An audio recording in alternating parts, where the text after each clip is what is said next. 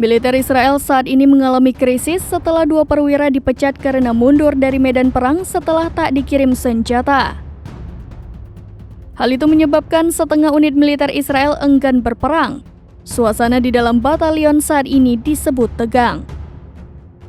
Petugas brigade mengakui bahwa pasukan tersebut dikerahkan dalam misi dan kondisi yang tidak menguntungkan.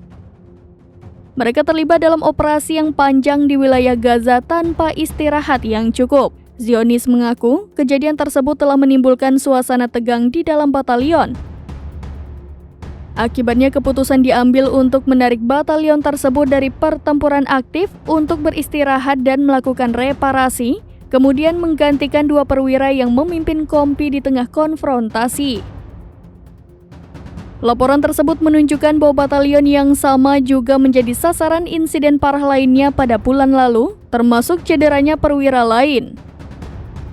Kematian perwira lain dalam pertempuran dan cederanya komandan batalion juga menjadi penyebab utama perselisihan dalam beberapa hari.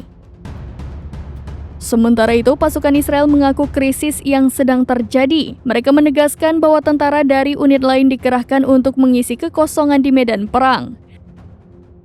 Pernyataan tersebut menekankan munculnya krisis kepercayaan dan menyoroti terbatasnya kemampuan komandan batalion untuk mempengaruhi jalannya invasi. Melalui sebuah penyelidikan, Israel mengakui bahwa mereka telah memasuki area jebakan.